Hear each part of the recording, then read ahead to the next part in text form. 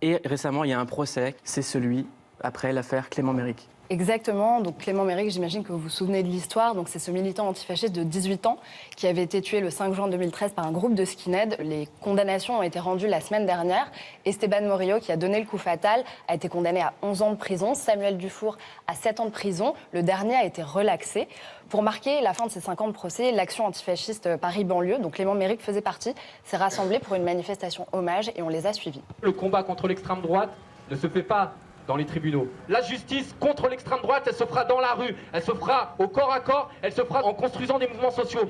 C'est pour ça que pour rendre hommage à Clément Méric et à tous les anonymes, à Brahim Boram, à Ibrahim Ali, à tous ceux qui se font ratonnés et tués depuis des années, c'est dans la rue et c'est en combattant pied à pied contre l'extrême droite.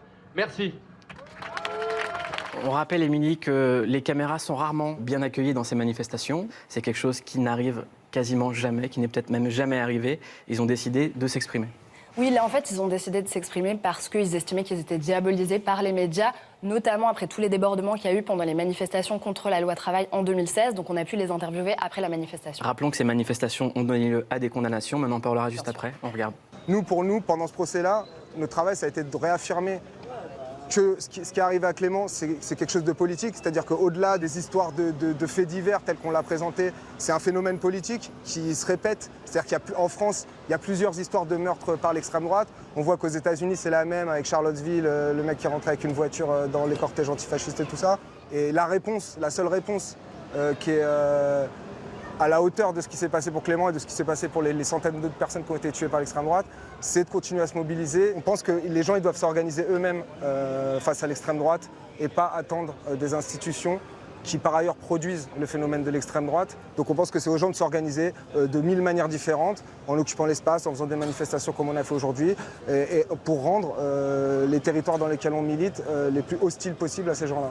En gros, pour comprendre contre quoi ils luttent, ce sont des groupes qui sont autonomes, révolutionnaires. Ils luttent à la fois contre l'extrême droite, mais aussi contre ce qu'ils appellent le fascisme d'État, donc c'est-à-dire la politique migratoire, les violences policières, le libéralisme. Ce qu'on leur reproche la plupart du temps, c'est de faire partie des groupes de casseurs. Donc on leur a posé la question de savoir si pour eux la violence était légitime. C'est quoi la définition de la violence ?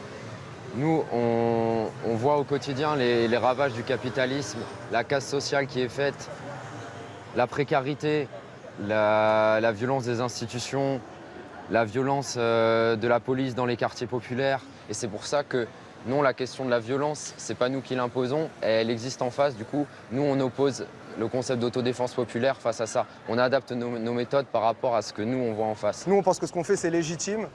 Et on se situe plus sur un terrain de légitimité que de légalité. Donc ils font bien la différence entre leur définition de la légitimité et la légalité et la loi. C'est pour ça qu'il y a eu plusieurs condamnations. Oui, il y a eu plusieurs condamnations. Il y a notamment, la plus médiatisée, c'est celle d'Antonin Bernanos, donc qui est l'arrière-petit-fils de l'écrivain Georges Bernanos. On a rencontré sa maman. Lui avait été condamné à 5 ans de prison, dont 3 fermes, pour avoir incendié donc cette voiture de police-là. Il a évidemment toujours nié avoir agressé l'un de ses policiers. Le témoignage était basé sur un témoignage anonyme de quelqu'un des RG et sur les détails vestimentaires, la couleur du caleçon du monsieur qu'on voit là. Donc voilà, il continue de nier. Et on a rencontré sa maman, qui a créé le collectif des mères solidaires avec la mère de Clément Méric, avec Agnès Méric, pour lutter à sa manière aux côtés de ses enfants. Agnès Méric et moi nous sommes rencontrés parce que nos enfants ont eu à subir les répressions dans le cadre de leur lutte. Clément en est mort. Mes enfants sont allés en prison. Les pouvoirs publics les caricaturent comme des black blocs. Des manifestants violents qui n'ont pas d'idées à défendre. Moi aujourd'hui, je vais dans les cortèges de tête pour montrer que dans ces cortèges de tête, il n'y a pas que des gens masqués, violents et qui n'ont pas d'idées à défendre. François Bégodeau, je vous ai vu réagir de manière assez émue aux propos de Madame Bernanos. Qu'est-ce que vous retenez de ce qu'on vient voir ? Pour reprendre les termes des antifas que vous avez interviewés, la légalité, la légitimité, c'est très intéressant ça, hein, c'est pas de la philo, c'est très concret. Quand la loi est hors la loi, quand les défenseurs de la loi sont hors la loi, alors il devient légitime d'exercer de la violence contre les défenseurs de la loi. Vous voyez un petit peu, c'est ça le raisonnement. Est-ce que, en l'occurrence, dans l'affaire Antonin Bernanos, la loi a été hors la loi ? La réponse est à 95% oui, pour tous ceux qui se sont un peu penchés sur le dossier, ce qui est mon cas. Depuis le moment où il a été désigné comme le coupable de cet incendie de bagnole que je ne cautionne pas, de façon absolument arbitraire et absurde, jusqu'au moment où il a fallu l'incarcérer alors qu'il avait demandé de pouvoir être incarcéré un peu plus tard. Et ça s'est fait très brutalement, très arbitrairement.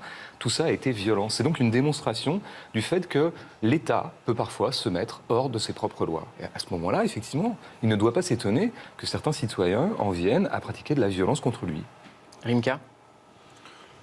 Franchement, c'est des situations qui font froid dans le dos, puisque là, on a vraiment la jeunesse opposée contre les institutions, alors qu'en vérité, la vraie force du pays, c'est la jeunesse et les mouvements, justement, qui peuvent venir de cette jeunesse. Ce jeune-là, le petit Clément Méric, moi, je connais des gens, des Parisiens qui le connaissaient, qui étaient grave émus. Et quand on m'a parlé de Clément, c'est même l'opposé de ce qu'on pouvait voir dans les médias. Tout de suite, on a essayé de le caricaturer, de lui inventer un rôle de méchant, alors qu'on n'a pas été chercher le vrai fond du problème et pourquoi ces jeunes sont dans la rue. C'est ça, pour moi, le plus important.